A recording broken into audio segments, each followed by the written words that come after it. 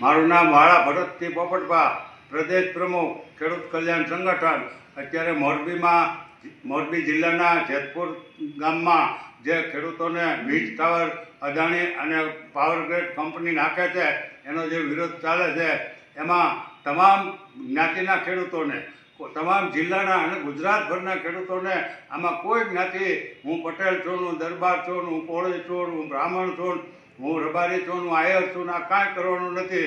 તમામ જ્ઞાતિના ગુજરાતભરના ખેડૂતોને રોજબરોજ ત્યાં હાજરી આપવા અમારું ભાવ ભર્યું અમે પણ આમંત્રણ આપીએ છીએ અને વિનંતી સાથે કહીએ છીએ કે આપણે એ આંદોલનને પૂરેપૂરું સમર્થન કરવું પડે.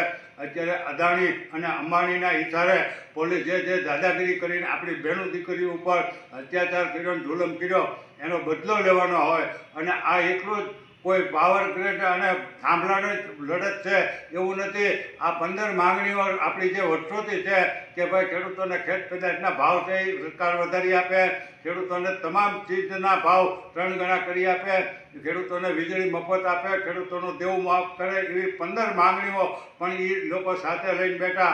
એટલે મોરબી જિલ્લાના જેતપુર ગામના ખેડૂતો અને સુરેન્દ્રનગરના જિલ્લાના કોંઢ ગામના ખેડૂતો જે વીજપોલનો ટાવરોનો વિરોધ કરે છે, એની સાથે સાથે આપણા ગુજરાતના તમામ ખેડૂતોની માંગણીઓ પણ સાથે છે. એટલે તમામ જ્ઞાતિના ખેડૂતોને બે હાથ જોડીને અમે વિનંતી કરીએ કે આમાં હવે કોઈ જાતનો ભેદભાવ રાખ્યા વગર આમાં હિસ્સો કરીને ચોંટી પડવાનું છે અને આંદોલનને જીત બતાવવાની છે.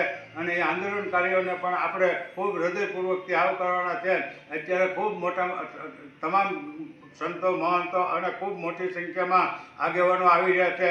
કાલ જ તે હકાભા ગઢવીએ પણ ખેડૂતોને સમર્થન કર્યું. એટલે ગુજરાતભરના ખેડૂતો અને તજજ્ઞો અને વિદ્વાનોએ અને તમામ ખેડૂતોએ હકાભા ગઢવીને ખૂબ અભિનંદન અને શુભેચ્છા પાઠવી અને સલામો કરી. એવી જ રીતે આપણા વરિષ્ઠ પત્રકાર અને જેને જનરલ નોલેજ કહેવાય એવા જગદીશભાઈ મહેતાએ પણ જાહેર મંચ ઉપર આવી અને સમર્થન કર્યું. એવી રીતે તમામ ચેનલો, ગુજરાતની અને દેશની તમામ ચેનલોના પત્રકારોએ આવી પણ ખેડૂતોને પૂરું સમર્થન અને સરકાર સુધી વાત પહોંચાડવા.